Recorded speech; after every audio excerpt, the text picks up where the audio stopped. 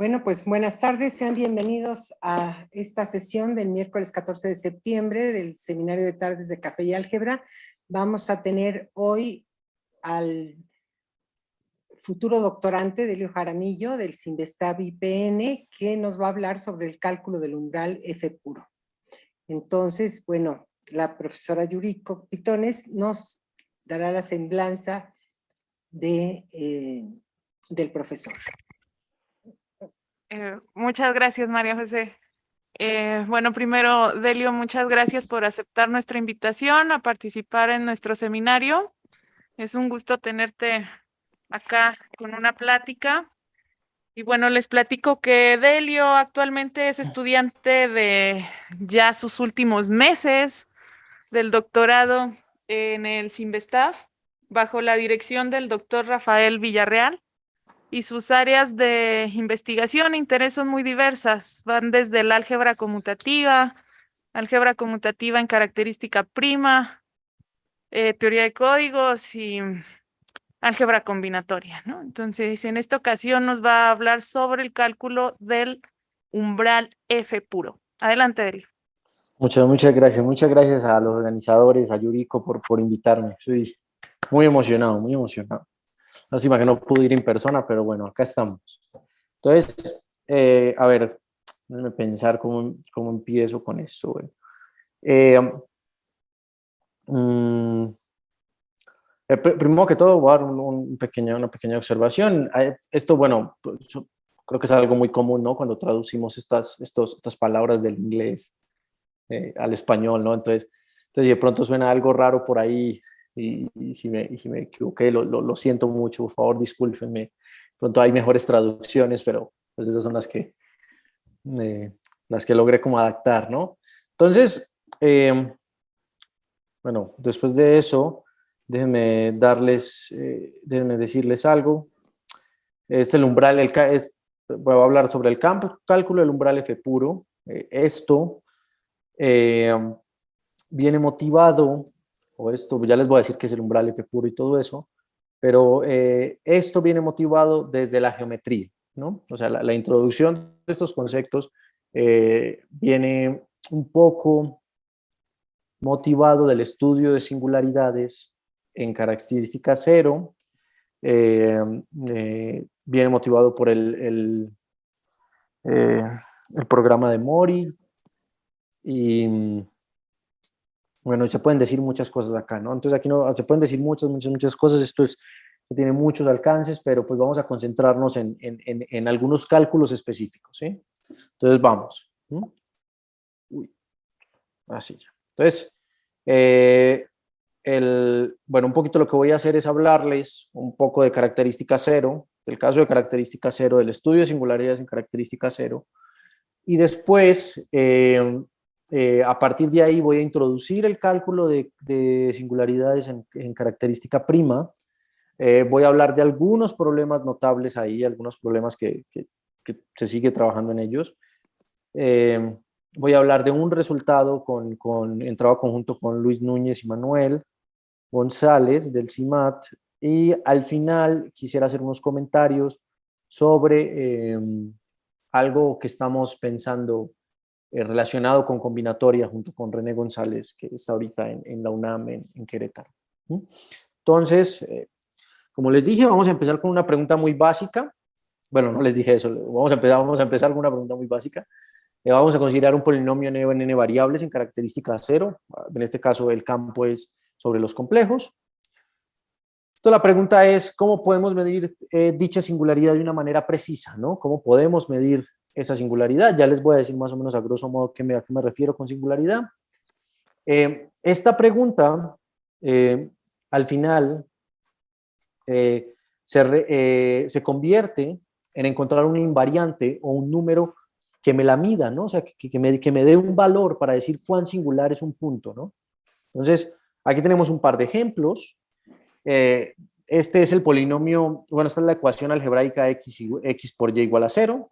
Esta es la cúspide, polinomio curva. Este es el caballito de batalla en estudio de singularidades, ¿no? Es el primer ejemplo, es de los primeros ejemplos, ¿no? Entonces, ¿A qué me refiero con singularidad? Me refiero a estos puntos, ¿no? A estos puntos de acá. Ya lo vamos a definir formalmente, pero estos puntos de acá que donde no hay suavidad, son singulares, no son regulares, entonces estos puntos es a los que quiero estudiar esos puntos, quiero estudiar el comportamiento del polinomio ahí, qué pasa, y quiero medir. Entonces mi pregunta es, ¿cómo puedo distinguir entre la singularidad definida por esta ecuación, por la x por y igual a 0, y por la ecuación de la cúspide? O sea, si lo vemos, o sea, visualmente son diferentes, ¿no? Son diferentes singularidades, ¿no? O sea, se puede ver visual, o sea, se puede ver, ¿no? Pero la pregunta es esa, ¿cómo lo puedo expresar? ¿Cómo puedo expresar de que son diferentes? Y mejor aún, ¿será que lo puedo medir? ¿Será que puedo decir cuál es más singular que la otra? ¿Sí? Entonces, a eso me refiero con cómo puedo medir esa singularidad. ¿Qué punto es más singular que otro, ¿no? Y como les digo, esa pregunta se convierte en encontrar un invariante, encontrar una medida que me diga, esta singularidad tanto, y esta otra tanto, y entonces por lo tanto esto es más singular que lo otro. ¿Sí? Entonces tenemos estos dos ejemplos, esos van a ser nuestro caballito de batalla, toda la charla. Entonces, ¿cuál sería el primer acercamiento? ¿Sí? El primer acercamiento para encontrar dicho invariante. Entonces, sería la multiplicidad de un polinomio. ¿Sí? Entonces, por definición, f es singular en el 0. Bueno, eso me olvidé decirlo acá. O sea, aquí no estamos tomando un punto singular, pero dado cambio de coordenadas, podemos poner que es singular en el 0. ¿Sí? Entonces, un punto, por definición, f es singular en el 0 si todas sus derivadas se anulan, ¿no? En el 0, al evaluarlas si f y todas sus singulares se anulan en el 0. ¿Sí? Entonces, mi primer intento de encontrar dicho invariante va a ser la multiplicidad. Recuerden que estamos en característica 0, ¿sí? Todavía no hemos ido a característica prima, todavía estamos sobre los complejos. ¿Sí? Entonces, decimos que f tiene multiplicidad d en 0 si todas las derivadas de orden menor o igual a d menos 1 se anulan. ¿Sí? Pero de ahí para arriba, pues ya no. ¿Sí? Esa es la definición usual que tenemos de multiplicidad. Y nos tomamos ese mínimo, ¿no? Ese mínimo, o sea, como lo acabo de decir, o sea, se anulan todas las derivadas hasta orden de menos 1 y en orden de, pues ya hay al menos una que es diferente de 0 cuando yo la evalúo en 0, ¿no? Entonces, esa es la multiplicidad del polinomio, ¿sí? Entonces, yo digo, pues, o sea, voy a intentar de que este sea mi primer intento de un invariante que me mida la singularidad. Este invariante, desafortunadamente, es muy grueso, es muy grueso. ¿Por qué? Porque no me distingue entre ciertas singularidades que yo puedo ver que son distintas, pero él no me está distinguiendo entre ellas. Por ejemplo, nuestros ejemplos anteriores, las multiplicidades de f del polinomio f igual a x por y y la cúspide, ambas son iguales a 2. ¿Sí? Pero si vemos las figuritas, estamos seguros o nos convencemos más bien de que esas singulares son distintas. ¿Sí? Las singularidades es diferente lo que está pasando en este cruce a lo que está pasando aquí. ¿Sí? Entonces, como que necesitamos algo más sutil para medir las singularidades, ¿no? Entonces, pues este tiene muchas aplicaciones, ¿no? Esta multiplicidad, o sea, se relaciona con muchas cosas, pero incluso también está relacionada con el variante que vamos a introducir, pero, o sea, pero para nuestros fines como que no nos alcanza, ¿no? No nos alcanza, todavía no nos llega. Entonces, por lo tanto, necesitamos un invariante más útil para medir dichas singularidades, y ahí es cuando nos encontramos con el umbral locanónico. Entonces, de este umbral locanónico hay varias definiciones. Vamos a hacer un acercamiento analítico, ¿sí? A través de integrabilidad. Perdón, que se está molestando con los audios. A través de integrabilidad. Entonces recuerden que estamos en característica 0, entonces eso lo podemos integrar, ¿no? Entonces, definimos el umbral lo canónico de la siguiente manera. Es el supremo de los lambda, tal que esta función es integrable alrededor del cero. ¿Sí? Entonces, a medida que esta función se va acercando al cero, pues ella empieza a crecer, ¿no?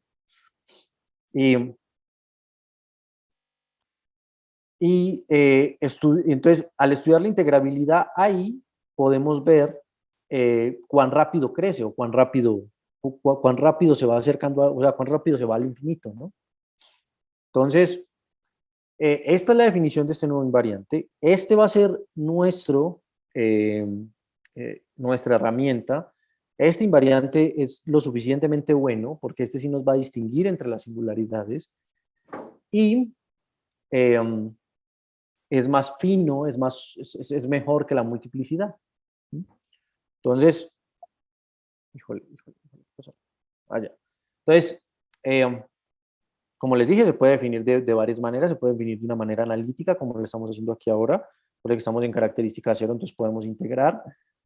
Vale la pena mencionar la siguiente expresión álgebro-geométrica. Cuando me refiero a álgebro-geométrica, es más enfocado a la geometría algebraica del umbral lo canónico. También se puede definir utilizando el teorema de Hironaka sobre resolución de singularidades, haciendo explosiones, blow-ups. Es expresado como el mínimo en el conjunto de números alcanzados por el divisor excepcional de la resolución, ¿no? O sea, tienes tu singularidad, puedes definir una resolución, empiezas a hacer los blow-ups y al final te vas a tomar el mínimo de cierto conjunto, ¿no?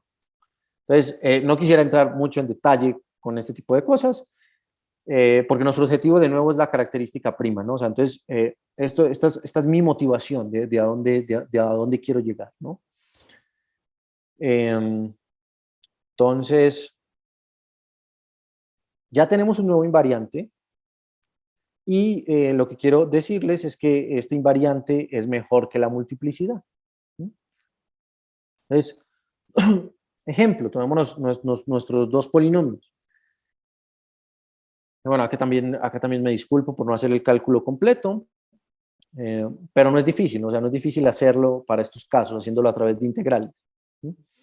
Entonces, para este polinomio tenemos que el umbral lo canónico es 1, para el polinomio x por y, para la cúspide tenemos que es 5/6. ¿Sí? Entonces, aquí sí nos distingue, ¿no? Nos distingue de la singularidad de un polinomio a la de otro, ¿no? Por lo tanto, hemos tenido éxito en encontrar un invariante que distingue entre estos casos. Notemos que a mejores singularidades tienen umbral lo canónico más grande. Es decir, la singularidad en x por y no es tan estricta como en el caso de la cúspide, ¿cierto? Es decir, es más singular este punto, ¿no? Este punto de la cúspide es más singular que este de acá. Entonces, cuando me refiero a mejores singularidades, es que ese pico no es tan pronunciado, ¿no? Entonces, este umbral tiene muchas relaciones. Bueno, viene también definido a partir del programa de Mori con resoluciones lo canonical y singularidades lo canonical que en característica prima lo relacionamos con F singularidades, F regular y todo este tipo de cosas, o sea, que tienen su análogo en característica prima como F regular, Stromly regular, y todo este tipo de cosas que, bueno, singularidades racionales también, F racional y ese tipo de cosas también se relacionan son como los análogos de estas singularidades en el programa de Mori, ¿no?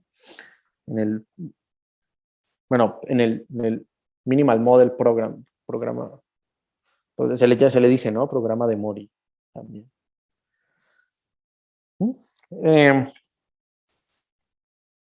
Entonces, bueno, déjenme recapitular un poquito qué es lo que acabamos de hacer. O sea, acabamos de motivar el problema ¿Qué queremos hacer? Queremos medir singularidades, es decir, queremos medir esos puntos donde los polinomios no son suaves. Y sabemos que hay, o sea, ¿qué acabo de decir? Sabemos que hay diferentes singularidades. Entonces quiero medirlas, ¿no? Quiero tener un invariante que me distinga entre ellas, ¿no? Entonces, lo intentamos con la multiplicidad, no nos funcionó, y ahora tenemos el umbral lo canónico. Este sí nos funcionó. Entonces, lo que vamos a hacer siguiente es hablar del caso de característica prima. Recuerden que todo esto que hicimos acá lo hicimos para característica cero. Es decir, teníamos un polinomio, definimos la singularidad ahí, y tenemos un invariante para medir esa singularidad en característica cero. Va, estamos bien. Pero entonces ahora viene una pregunta, creo que sí es como muy natural. ¿Qué pasa cuando cambio el campo, no? ¿Qué pasa cuando cambio el campo a un campo de característica positiva, un campo de característica prima? Entonces, si tenemos un polinomio con coeficientes en un campo de característica prima, con una singularidad en el origen, quisiéramos encontrar una manera de medir dicha singularidad, ¿sí? Entonces, el primer intento sería tratar de adaptar las técnicas de característica cero, ¿no? Pero luego nos encontramos un obstáculo, porque no hay una buena manera de integrar en característica prima, ¿no? Y no tenemos resolución de singularidades. O sea, no tenemos esta noción de blow-ups que viene del teorema de Hironaka. No está bien definida en el caso de característica prima, ¿no? Entonces, la respuesta a este problema la fueron encontrando muchos autores y lo fueron construyendo muchos autores utilizando el morfismo de Frobenius, ¿no? A través, bueno, esto empieza muy atrás, bueno, está Ernest Kuntz, los que definieron esto ya de una manera un poquito más ya más fuerte fue Emil Hoxter, Craig Hunnekett, Roberts. Ahí uno empieza a encontrar en muchos trabajos de ellos empieza uno a encontrar los vestigios de las ideas de tight closure, que fue también ya donde se empezaron a definir todas estas cosas. Estos son como de creo que de los 80 más o menos, como de los 80. Entonces, bueno, sigamos, ¿no? Entonces, encontramos la respuesta en el morfismo de Frobenius. ¿Qué significa eso, no? Entonces, ¿cuál es el anillo de Frobenius? Dado un anillo conmutativo de característica, bueno, aquí me faltó, perdón, poner R, un anillo conmutativo R de característica positiva P. El morfismo de Frobenius es el morfismo que me toma un elemento y me lo envía a su potencia, ¿sí? Entonces, el objetivo es usar el morfismo de Frobenius para medir dicha singularidad, ¿sí? Entonces, lo que vamos a hacer es encontrar un análogo al umbral lo canónico, pero en característica prima, ¿sí? Esta definición de este umbral lo canónico fue hecha por Takagi Watanabe, y esto también fue como en los 90, no recuerdo. Pero bueno, también por aquí están Mircea Mustata, Karen Smith y muchos autores super famosos, ¿no?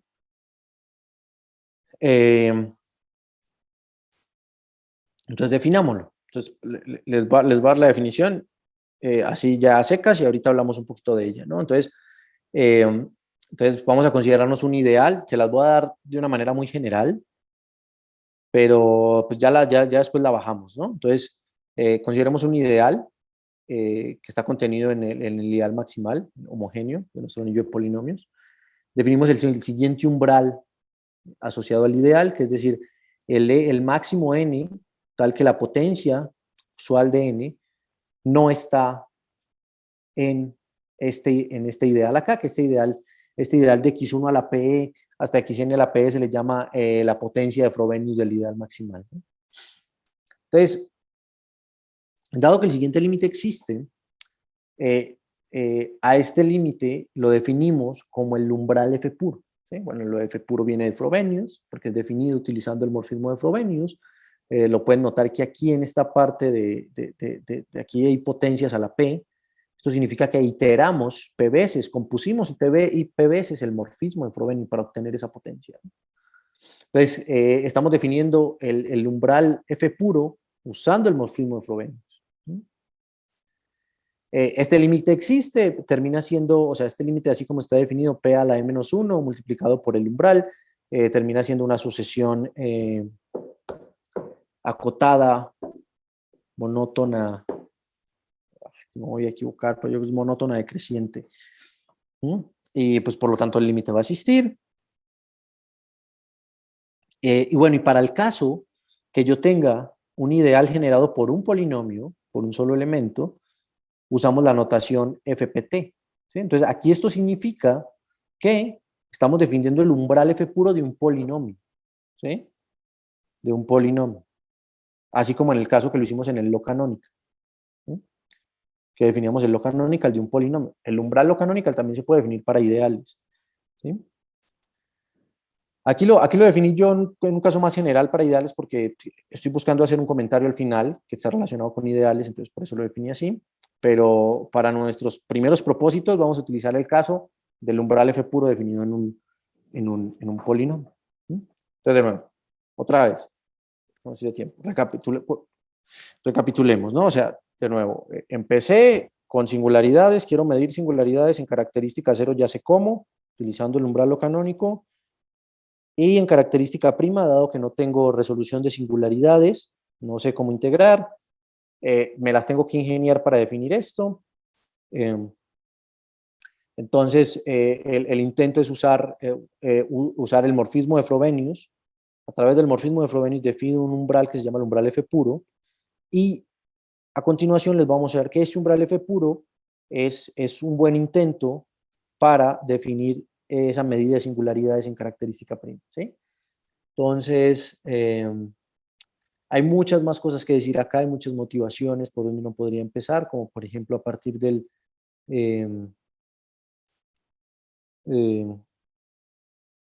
teorema de Kunz, que el teorema de Kunz te dice que yo creo que es una de las primeras cosas que uno se encuentra cuando está estudiando esto, que te dice que el anillo es regular, si solamente si el morfismo de Frobenius es plano.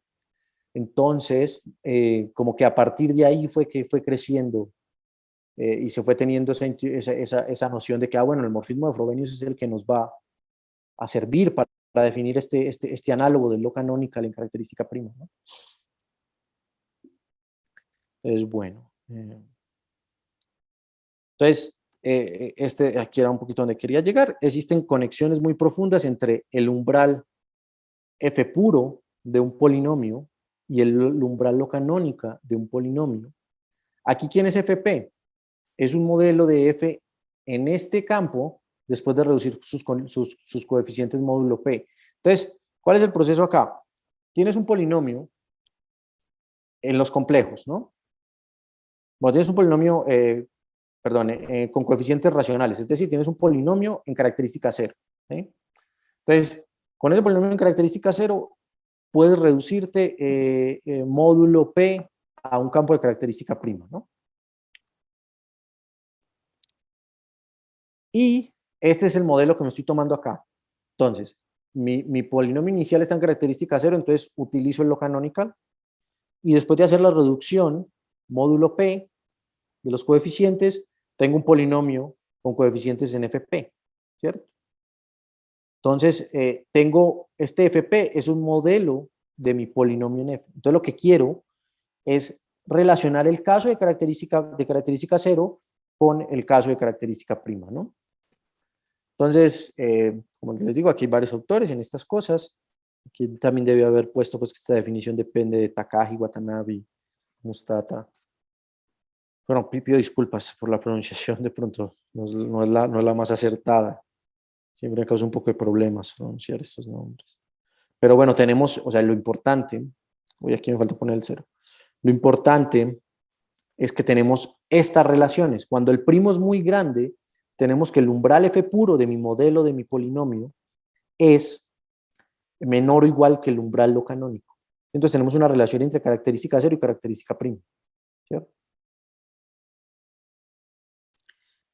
Cuando considero el límite de la característica al infinito, tengo que, y aquí esto es lo que me dice que esto es que me estaría diciendo un poco que el análogo en característica prima del umbral lo canónico es el umbral F puro, porque cuando considero el primo al infinito, pues ¿qué estoy obteniendo? Estoy obteniendo mi umbral lo canónico. Estoy obteniendo el caso de característica cero.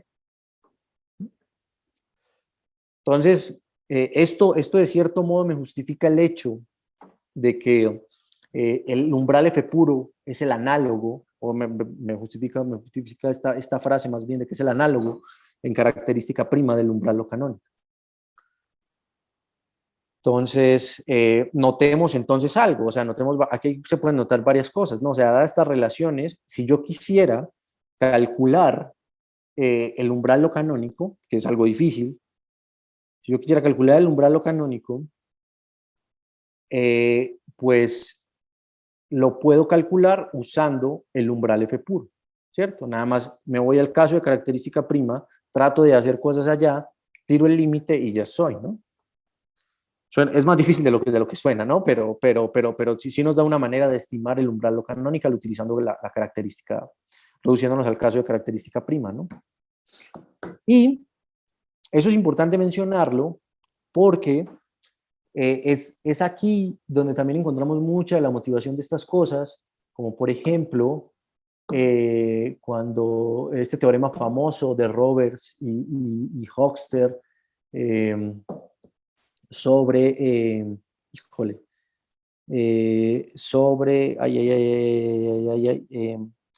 cuando probaron que la propiedad, cuando probaron que el anillo de invariantes es Cohen-Macaulay, ¿cierto? Entonces, cuando ellos prueban eso, utilizan un proceso de ese estilo, ¿sí? O sea, se reduce una característica prima y al final, utilizando estas cosas, esa reducción a característica prima, obtienen el resultado en característica cero, ¿sí? Entonces, ahí en esos trabajos que se empieza a encontrar un poco este método, ¿no? Bueno, ese es uno de los trabajos, ¿no? Hay otros. Pero es uno de los, como de los más notables, ¿no? Pues el caso del anillo invariante, probar que el anillo invariante es Cohen-Macaulay. Entonces, bueno, a ver qué más podemos decir acá. Esto también está relacionado en este mismo en el trabajo donde ellos, en un trabajo de ellos, también relacionan esto con el polinomio de Bernstein-Sato, que es algo que tiene muchas relaciones con funciones Z, anillo operadores. Ellos también, la raíz más grande del polinomio de Bernstein-Sato termina siendo el umbral lo canónico, pero ellos también prueban que puedo calcular raíces del polinomio de Bernstein-Sato utilizando el umbral F puro. Entonces, esto tiene relaciones con muchas cosas, ¿no? O sea, esto tiene relaciones muy profundas, conexiones muy profundas. Entonces, aquí un ejemplo. A ver cómo es de tiempo. Aquí un ejemplo, híjole, yo estoy agarrando el tiempo. El caso de la cúspide. Entonces, veamos que, veamos el cálculo del umbral F puro de la cúspide en diferentes características. Para P igual a 2 tengo que es 1/2. Para P igual a 3 tengo que es 2/3. Para P congruente con 1 módulo 6, o sea, todos los primos que satisfacen esa congruencia, me dice que es 5/6. Y para P congruente con 5 módulo 6 me está diciendo que es 5/6 menos 1/6P. Entonces depende de la característica. Si yo, entonces, y notemos algo, el umbral lo canónico en este caso es 5/6. Entonces, en el último caso, P congruente con 5 módulo 6, si yo hago tender el P al infinito, al final, ¿qué me queda? Me está quedando el umbral lo canónico, ¿sí? Y notemos algo también, en la congruencia, perdón, aquí no traduje esto de los sí, lo siento. De P congruente con 1 módulo 6, notemos que ahí hay infinitos primos. O sea, tengo infinitos primos donde el umbral F puro y el umbral lo canónico coinciden, ¿sí? Una pregunta muy importante en esta parte, como una de las preguntas importantes en el estudio de estas cosas es si eso se cumple para todo polinomio. Es decir, la siguiente conjetura. ¿Será que el umbral F puro y el umbral lo canónico coinciden para un número infinito de primos P? Esa conjetura representa uno de los problemas importantes en esta área, tiene relaciones con otros problemas en aritmética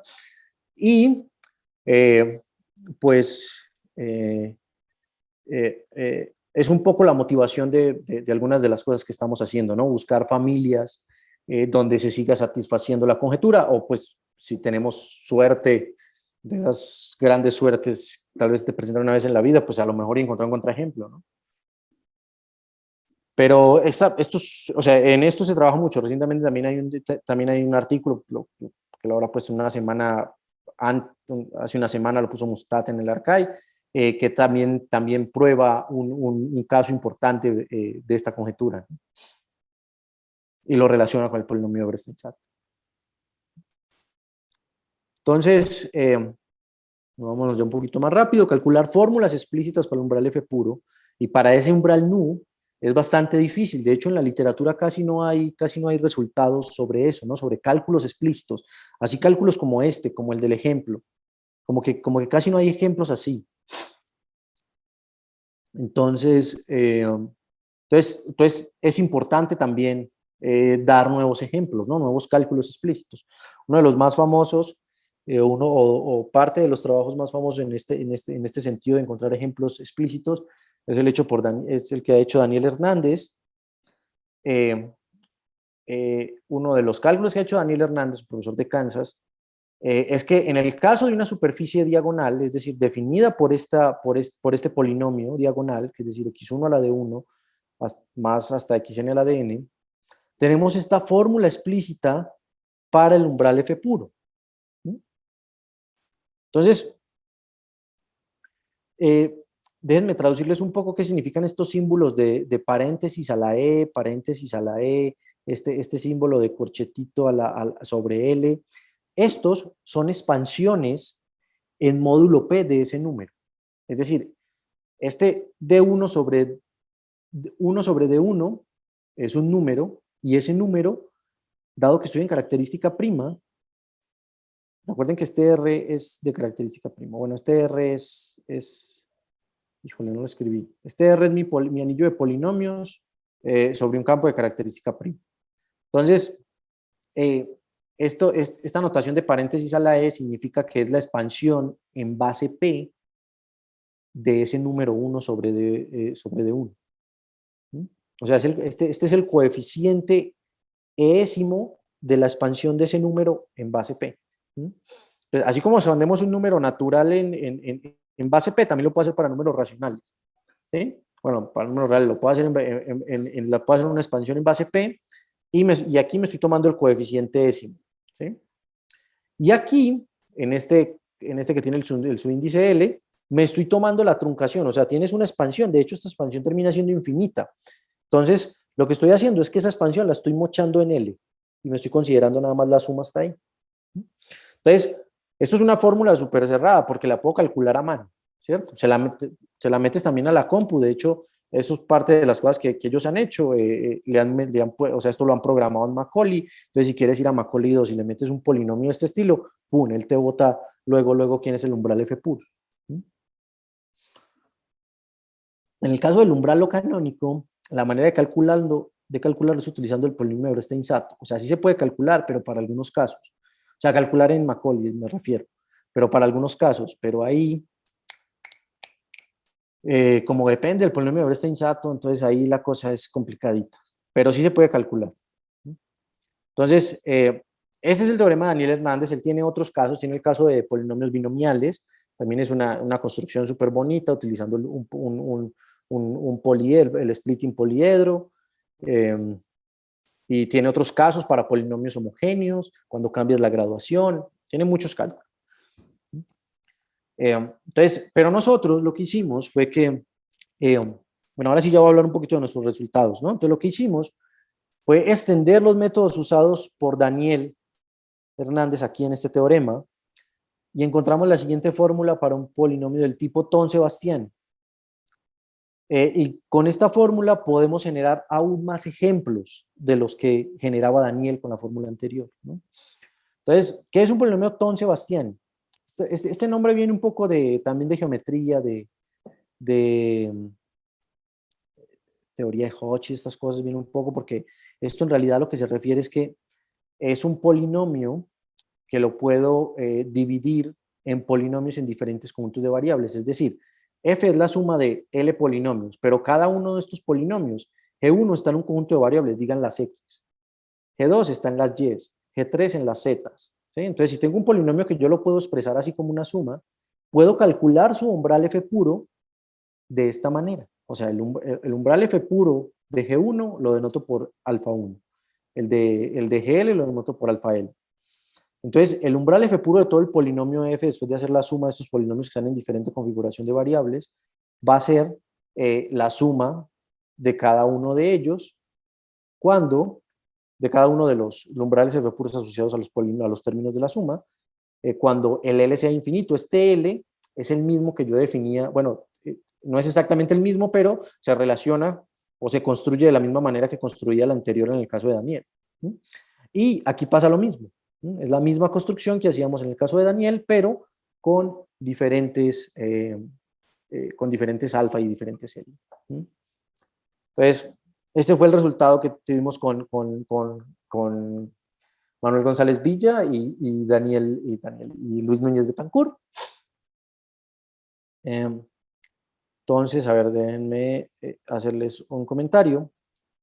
El teorema anterior generaliza los resultados presentados por Daniel para superficies diagonales. ¿Y los generaliza en qué sentido? O sea, por ejemplo, imagínate que aquí el G1 de mi teorema que tengo acá, mi G1 va a ser X1 a la de 1. Mi GL va a ser XN, bueno, aquí debe haber puesto los mismos índices, pero GN va a ser XN a la de N. ¿Sí? Entonces tengo polinomios en diferentes configuraciones de variables y los sumo. ¿Sí? Cuando calcule sus umbrales F puros, va a resultar que el umbral F puro de este es 1 sobre D1. Y el umbral F puro de este va a ser 1 sobre Dn. Entonces, puedo calcular los resultados de Daniel utilizando este resultado que nosotros introducimos. Aparte, no solo sirve para el caso de Daniel, ¿no? También sirve para generar nuevos polinomios, para generar nuevos cálculos del umbral F puro y para mirar que se satisface la conjetura en otros casos. ¿Sí? Por ejemplo, consideremos este ejemplo, Z a la N más XA por Y a la B. B es mayor o igual que A. Bueno, M es el polinomio homogéneo. Entonces, el umbral F puro, notemos que utilizando la fórmula anterior, ¿quién va a ser mi G1 aquí? Mi G1 es Z a la N. Y mi G2 es X a la A por Y a la B. Entonces, aplicando la fórmula anterior, tengo esta fórmula para el umbral F puro. Que si lo notamos, esta es la misma fórmula que nos da el teorema de Daniel. Entonces, en este caso coinciden. Bueno, esto aquí debe haber puesto la referencia por un resultado de Manuel González, no por Budor y, ay Dios mío, se me olvidó el otro nombre, es un resultado como del 2000 tantos. Ellos calculan quién es el umbral lo canónico de este polinomio. Y está en términos de los exponentes de las variables, ¿no? Que es B más N sobre N por B, el cual coincide con el umbral F puro para infinitos primos. Cuando L es infinito, yo tengo infinitos primos que satisfacen esto. Y este valor, esta suma, 1 más N más 1 sobre B, es precisamente este número de acá. Entonces, aquí tenemos que para esta clase de polinomios se satisface la conjetura, ¿sí? Que es algo que se sale del resultado de Daniel, ¿no? Ok. Uy, aquí me salté esta parte. Ok. Entonces, ¿qué podemos decir acá? Podemos decir que, bueno, este teorema, como les digo, o sea, vuelvo y lo menciono, como para resumir, viene motivado de los resultados de Daniel y nos da una manera de generar nuevos ejemplos para obtener más, de una manera de generar nuevos ejemplos para la conjetura, ¿no? Para la conjetura y de nuevos cálculos del umbral F puro. Entonces, esto de hecho tiene mucho sentido porque es precisamente estas sumas Thom-Sebastiani tienen el mismo uso que tienen en el caso de monodromía y en el caso de ese tipo de cosas, es el mismo uso, ¿no? O sea, tienes un producto directo de ciertas variedades y lo que buscas es una manera de generar nuevos ejemplos. Entonces o sea, sigue conservando ese sentido, ¿no? Por eso también tiene como ese nombre. También el resultado se relaciona con el cálculo de un ideal que se llama el ideal de prueba, el PESA ideal, que se relaciona con el multiplier ideal, con el multiplicador en característica cero. Y pues estas cosas también me miden singularidades y me dan la manera de escribir singularidades, ¿sí? Entonces, a partir de también podemos realizar cálculos de ese ideal de prueba, ¿sí? A partir de este teorema. Que también en cierto sentido o sea, sigue el mismo sentido de Daniel. Él también da una clasificación para el caso de ideales de prueba, de estas diagonales, y nosotros también tratamos de generalizarlo y aparte de presentar nuevos cálculos, ¿no? Pero bueno, eso no lo traje así explícitamente, pero bueno. ¿Sí? Entonces, bueno, ese es como nuestro resultado principal, ¿no? Entonces, ahora, bueno, aquí tenemos el ejemplo de ahorita. Y déjenme irme para la última parte, que es el cálculo que es el cálculo de ideales binomiales de aristas. Entonces, a ver, les di la definición del umbral F puro, a ver, yo me devuelvo hasta por acá. Híjole, en términos de un ideal, ¿no? En términos de un ideal. Entonces, aquí, ¿quién va a ser, en nuestro último slide de la presentación, quién va a ser nuestro ideal? Va a ser un ideal binomial de aristas. Entonces, ¿cómo me construyo yo ese ideal?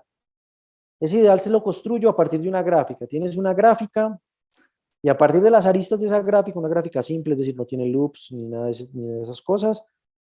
A partir de esa gráfica me tomo una arista y esa arista me define un elemento en un anillo de polinomios con 2 por n variables, ¿no?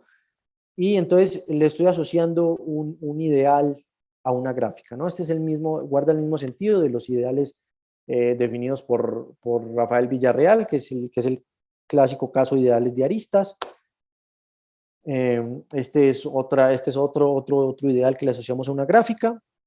Entonces, para estos ideales, el problema que queremos es calcular explícitamente quién es el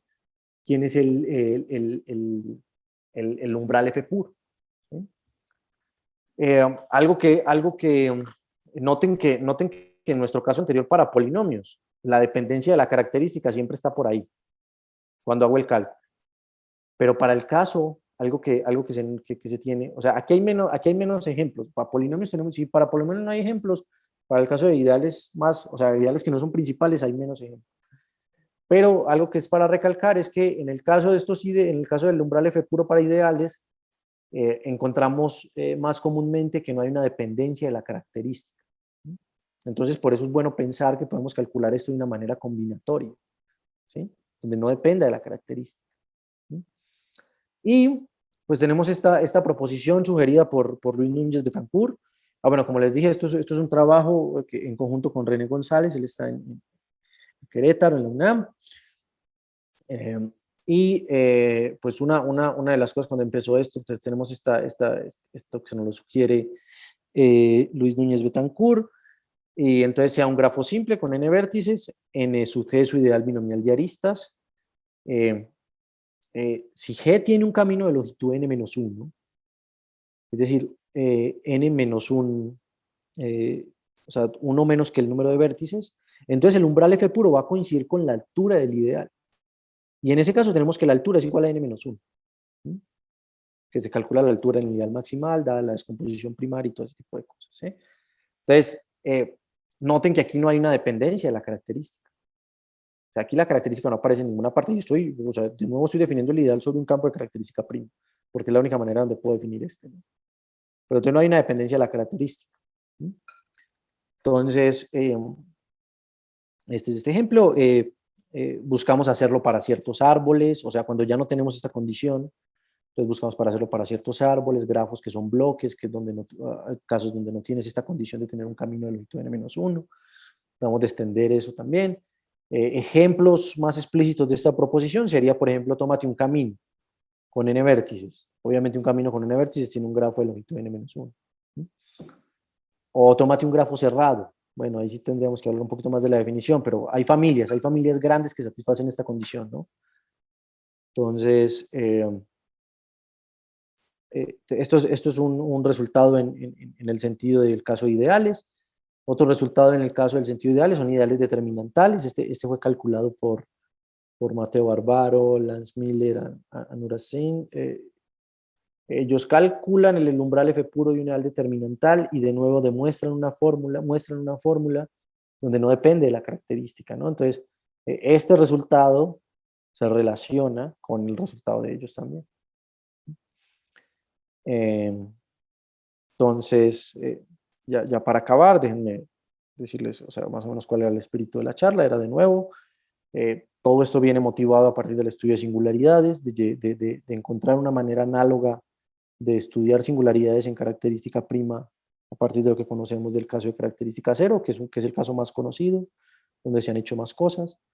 Y bueno, aquí ya se han hecho un montón de cosas también.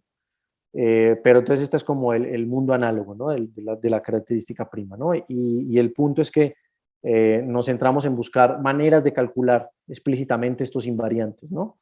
Que en la literatura no hay muchos teoremas, pero no hay cálculos muy explícitos, y pues buscamos como familias donde se pueda calcular explícitamente, ¿sí? Y híjole, pues yo creo que eso sería todo. Entonces espero poder responder todas las preguntas. Muchas gracias, Delio. Sí. Pues vamos a ver si alguien tiene alguna pregunta, comentario del público presencial y en Zoom. Déjame ver. Bueno, pues yo sí tengo Fue muy un rápido. par. No, estuvo bien, creo yo. Pero yo tengo, pues, ya sabes, curiosidades, como siempre. Sí. Em, esta última proposición de Núñez Betancourt Ujú. Sí, de eso las es lo que podría gráficas. llamarte más la atención, sí. Sí, ya sabes que me gusta mucho esa Ujú. parte. No, mi pregunta es si eh, la prueba está como combinatoria, si Sí, la encontraron la prueba, relación la prueba es que... súper combinatoria, la prueba es súper combinatoria. Es decir, tómate, te la voy a platicar así rapidín, o sea, tómate este camino de longitud n-1, Ajá, tómate este camino de longitud n-1, entonces él tiene unas aristas, ¿no? O sea, la arista 1 hasta n-1, ¿no? ajá, Y entonces esas aristas tienen un binomial asociado, ¿no? Que es el binomial que le corresponde al ideal, al ideal binomial de aristas, ¿no? al camino, sí. Sí, a ese camino. Entonces ellos tienen o sea, tienes la arista, ellos tienen un binomial asociado, tómate el producto de esos binomiales. Ok, Tomas el producto de esos binomiales y después te vas a tomar el ideal, el término inicial de ese producto. Y entonces, después de tomarte el término inicial de ese producto, te vas a ir a la definición de umbral F puro. ajá. Y vas a trabajar con eso acá, lo vas a empezar a elevar Ah, a la n-1, a la p-1. Y entonces ahí vas a notar a la p-1 multiplicado por n-1, una cosa ya no me acuerdo bien, pero así va la prueba, ¿no? Entonces lo multiplicas por n-1, por p a la e-1, p a la e-1, y calculas quién es explícitamente este nu, este mu de i. Y lo calculas de esa manera, utilizando el término inicial de ese producto. o sea, hay un orden monomial ahí. Sí, aquí el orden monomial aquí es el lexicográfico, el Ok, lexicográfico normal. Sí, tienes toda la razón. Falta empezar por ahí, es el lexicográfico normalito, ¿no? ajá. Bueno, es el lexicográfico donde las X van primero y después van las Y. Reverso. No. Ah, por bloques. Sí, es como por bloques, más o menos. Bueno, no Sí, importa. sí, o sea, define, o sea, es que eso como es un determinante, o sea, es una matriz, primero pones las X y después pones las Y, algo así. Y, y no Y tiene nada que ver con el número de independencia de la gráfica. Esa era la pregunta. número de independencia de la gráfica, ¿me recuerdas la definición? ¿Cuál es ese? El tamaño de un perfect matching en el grafo. Híjole, bueno, esa es una buena pregunta, esa es una muy buena pregunta. Entonces, a ver, déjame terminar, te comento esto. Entonces, utilizando ese término inicial, calculas este nu, entonces vas a tener una cota inferior para el umbral F puro después de que tiras el límite, y esa cota inferior va a ser n-1. Entonces, es decir, el umbral F puro va a ser mayor o igual que n-1. Ajá. Pero, por eso aquí aparece aquí aparece la altura. La altura sabemos que en estos casos es n-1 y tenemos un resultado mucho más general de Takagi Watanabe, que sabemos que la altura siempre es mayor o igual que el umbral F puro. Entonces así es que se termina la prueba. Órale. Y esta pregunta que me estás haciendo el número de independencia, el número de independencia, ¿cierto? El número de independencia. Chale, perdón, se me va la onda. Pero sí, el número de independencia, híjole, en este caso de ideales binomiales de aristas, el número de independencia no aparece casi. Ok. O sea, el número de independencia juega un papel súper importante en ideales de aristas, en los ideales del profesor Rafael, en los Rafael Ideas, como le llaman por ahí. Eso juega un papel súper importante, pero en el caso de ideales binomiales de aristas, casi no juega un papel importante. El que juega un papel importante fue el otro que mencionaste, es Perfect match. el perfect match, el induced matching number. Ese sí entra a jugar un papel importante ahí. Entonces, cosas que yo creo es que, por ejemplo, cuando el grafo es un bloque, tal vez sí lo pueda acotar con este número, con el número inducido de matchings, de perfect matches. Tal vez sí lo puedas acotar por ahí. Tal vez sí lo puedas acotar por ahí. Pero nuestro primer objetivo es ver la mayor cantidad de ejemplos donde tengamos que el umbral F puro coincide con la altura. De gráfica. De la gráfica, con la altura del ideal asociado a la gráfica, porque es que, como te digo, aquí en estos casos no hay casi nada en la literatura, ni siquiera como métodos para calcularlo. O sea, casi no hay en la literatura. Para algunos árboles también, por ejemplo, un árbol estrella, es decir, que tiene como un vértice central, para ese caso también lo puedes probar, que coincide con la altura, y lo puedes calcular. Pues otra pregunta que te puedes hacer es, ¿cómo se relaciona con la regularidad de Castelnuovo-Mumford? O sea, si aquí no va a depender si no va a depender de la característica, ¿cómo se relaciona con la regularidad de Castelnuovo-Mumford? Que en estos casos sabemos más o menos bueno, sabemos quién es la regularidad de Castelnuovo-Mumford, combinatorialmente, ¿no? Entonces, esos son como direcciones en este problema, ¿no? Ahorita René tiene otras ideas usando la base de Gröbner de ese ideal, por ejemplo. O sea, que en este caso depende de unos caminos admisibles, una definición así. Otra cosa que se puede hacer, por ejemplo, los ideales tuyos, ¿no? Pero eso ya es, bueno, ahí sí, los de las orientadas, ¿no? Sí. Pues sí, pero ese ideal es monomial, entonces en ese caso no debe ser tan difícil calcularlo, entonces, pero pues también se podría pensar en algo, pero es que es monomial, entonces no debe ser tan difícil calcular. Pero pues no, o sea, no sé la respuesta, ¿no? Entonces, pero también se puede. Pero el caso es que es monomial, y en el caso de monomiales, el cálculo sería el problema, pero sí se podría decir algo, es decir, en términos de la gráfica y de los órdenes, de los pesos, pues supongo que también es interesante, Sí. ¿no? Por acá ya estamos trabajando otra vez ideales de gráficas orientadas y pesadas.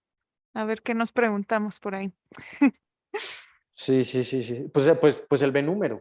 El B-número es B-número, ¿verdad? Es una pregunta, bueno, pues yo doy lata con eso, porque eso va a mi tesis, ¿no? Pero el B-número, o sea, pueden calcular el B-número. El B-número. Y ahora está este resultado de que coincide con la polarización. Entonces, pues a lo mejor por ahí se puede hacer algo. Claro. Pues bueno, estamos en tiempo. No sé si hay preguntas, comentarios. Nada. Pues te agradecemos mucho, Delio. Muchas gracias a ustedes. Muchas gracias a ustedes. Perdón ahí si de pronto me fui rápido o alguna cosa que no se entiende. No, está padre. Luego sí estaremos comentando esa onda del B-número. No, cualquier cosa. Yo estoy muy emocionado. A ver si algún día me pego la escapadita y los veo por allá. Cuando quieras, aquí te recibimos. Aunque va. no sea seminario, en la oficina hablamos. Sí, del uno. Muchas gracias, Delio. Muchas gracias a ustedes. Nosotros con las Listo, pues. Gracias, Lizeth. Gracias, Yuriko. Muchas gracias a todos. Muchas gracias a todas y a todos. Muchas gracias por la invitación. Hasta luego y gracias al expositor, obviamente.